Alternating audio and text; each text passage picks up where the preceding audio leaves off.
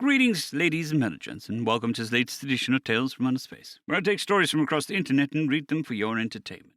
This particular story is called Gaia, the PlagueWorld.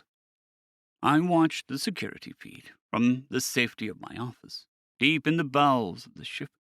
Quarantine procedures were in full swing, and the cargo was being brought on board. We would make for a fortune from this delightful haul. A nice shipment of hard copy books and an entire library archive of reading material we now owned the exclusive license for. This would set us up for decades to come. Not necessarily a retirement, but enough we wouldn't have to worry about bills or emergency ship repairs or random expenses that would kill our budget. Some nice background passive income we could work with later on. But we had to be careful. The goods came from a human world, so we had to be extra cautious. The cargo crate, a S-Miosek shipping container in this case, was very carefully hauled inside a special-made, pressure-sealed section of the ship, deliberately isolated by the vacuum seal. Several teams of my men carefully hoisted the thing on board and held it steady. Seconds after it hit the floor, they scrambled and started spraying it down with every disinfectant, defoliant, and bacterial agent that we had on hand. 3 teams converged on the container, each with a color-coded hazmat suit. The bulky forms of the Tauranian compatriots, wearing their red suits carrying a potent antibacterial agent known as Victosin, which kills any form of Earth-based bacteria. The heavily built but short form of the Alabarkians in their blue suits quickly followed and saturated the container in a heavy foam containing a disinfectant known as xenogermicide. Finally, Mr. Small, our resident reptilian from the Makadi, saturated it in a defoliant only known as Agent FO. Then, washing it down with a gentle spray of fresh water we harvested from an ice asteroid. They are clean, sterilized, and ready to go. This is going to be amazing, I said, and used my controls to start the scanner in the cargo hold. We waited impatiently for a few moments as a beam of light washed over the container.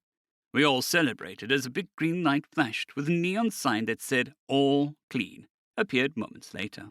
We all left and started offloading the container with the goods, making sure to check everything with portable scanners, just in case.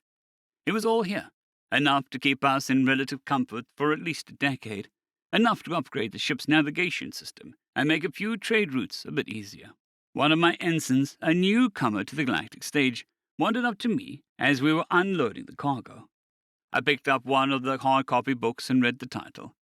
The Complete Works of Shakespeare, Volume 1 of 3. That's handy. Looks like all 3 are here, too. If I recall correctly, Shakespeare was some kind of scholar in ancient human times.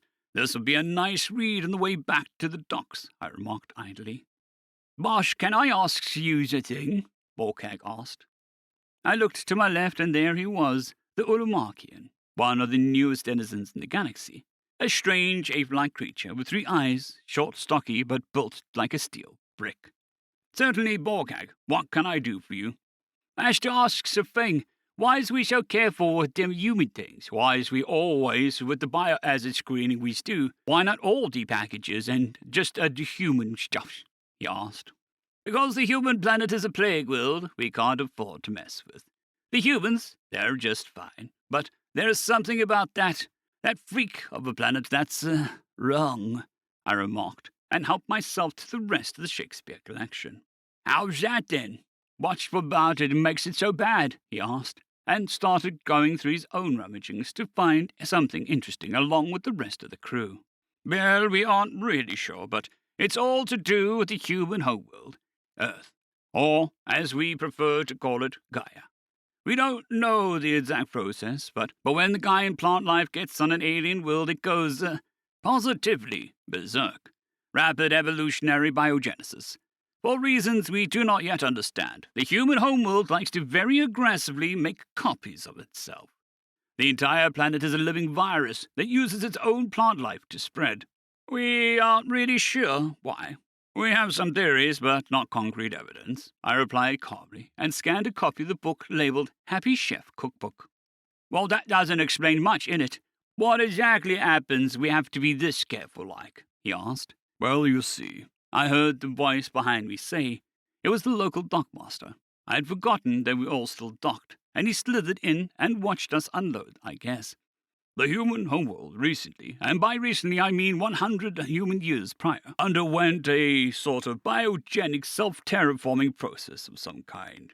Apparently, the humans are very, very mindful of environmental damage and began to very slowly repair the impact they had. Eventually, Earth itself started to, for lack of a better term, heal itself. Then something happened. We still don't know, and the planet's ecology went completely insane. The trees grew 10 times the normal size in half the time. The bushes and flowers grew to many times their normal size. Lots of the things happened during those times. Planet Dirt quickly developed from a mildly polluted industrial world to a heavily forested paradise world. Paradise for the humans, at least, he said. That sounds insane. It sounds weird. Why is that, then? You are very correct. It is insane. But then again, the humans themselves are very insane. It is a thing when a plant from Earth gets into the soil of any planet in the galaxy that can sustain it. For reasons and by means yet not understood, the plant undergoes a rapid, uncontrolled biogenic evolution that forces all life around it to rapidly die or mutate into similar flora. It's as if the plant becomes a virus cell invading a host body, and its only purpose is self-replication, I replied.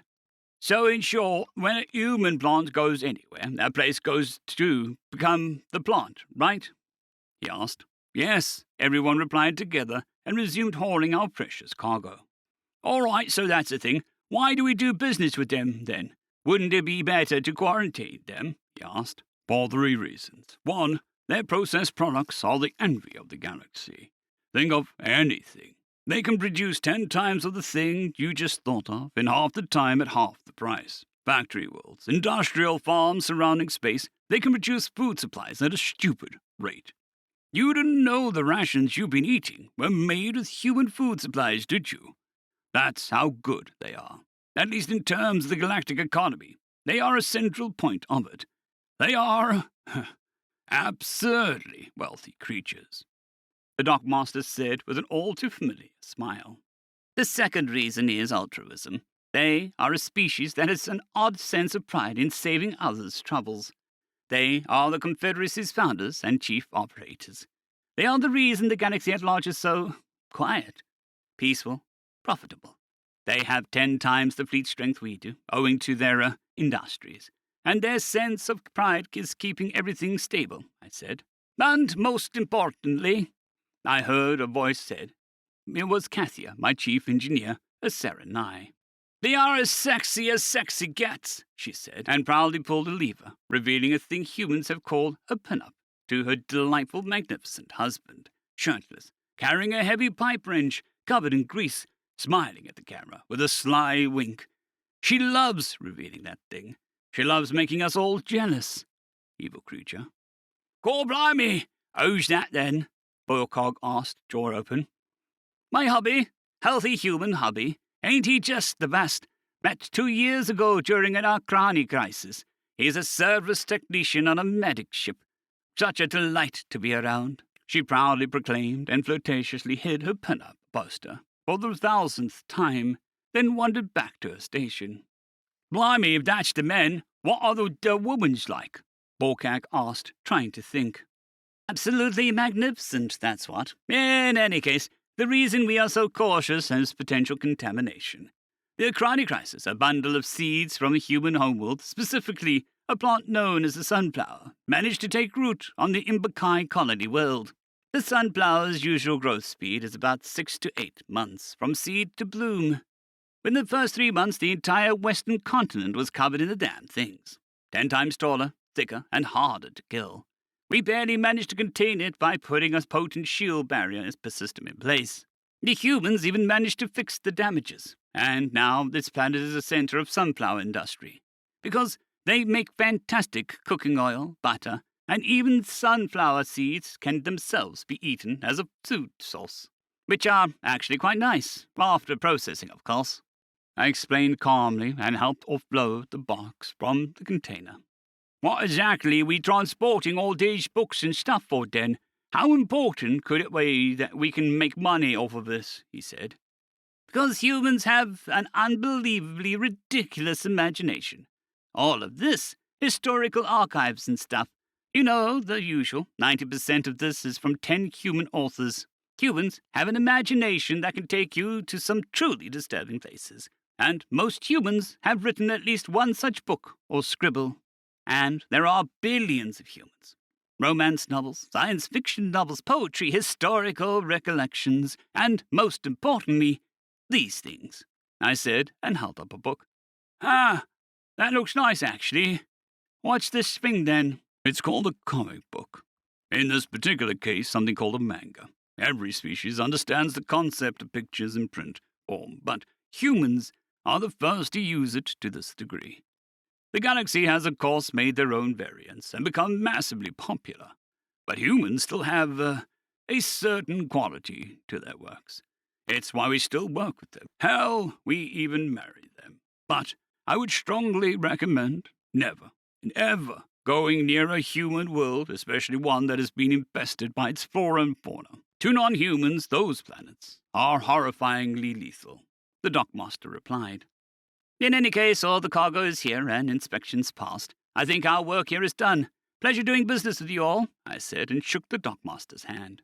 "Indeed, do come back. We will have more stuff available in a few weeks. The Concordant cruiser will be wandering through a fuel stop in a few days.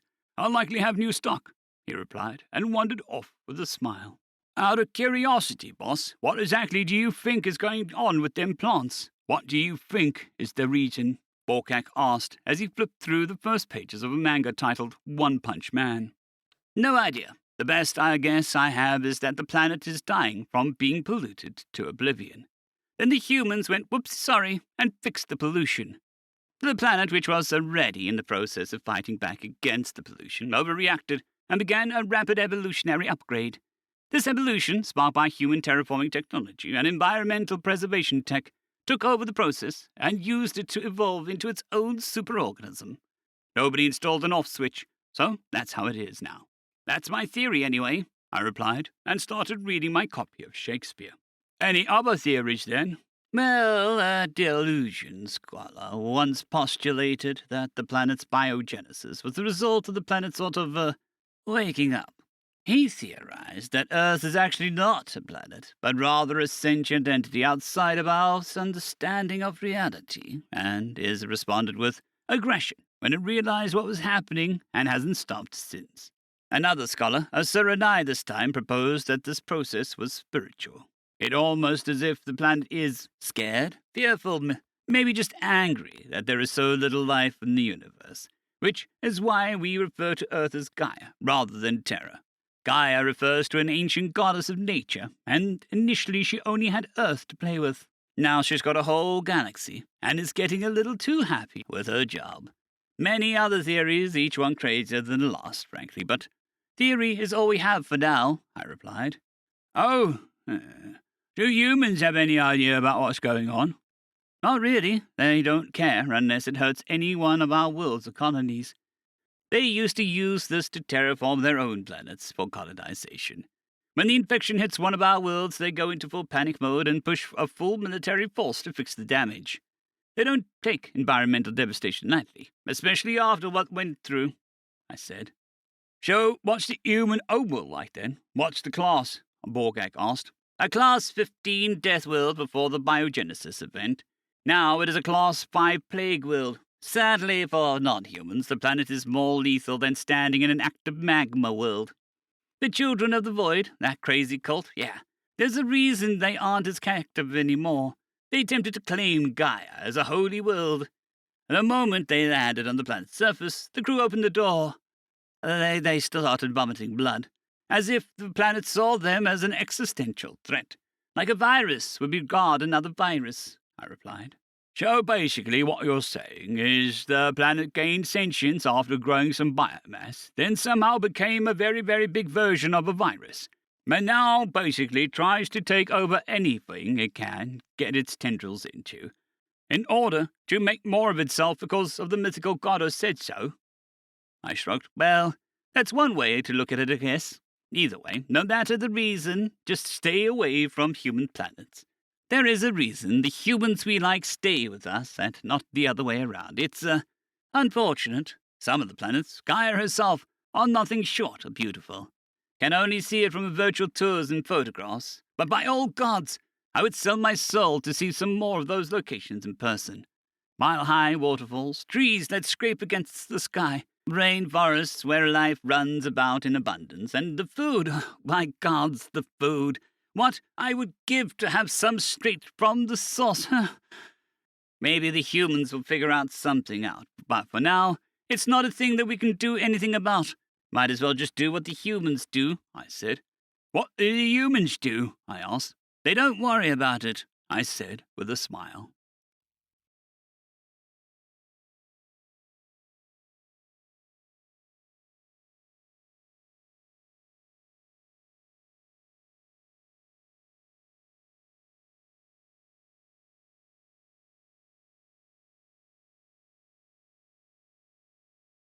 Atharia, 050 Dragzoon WRE, and Elijah Silvercross.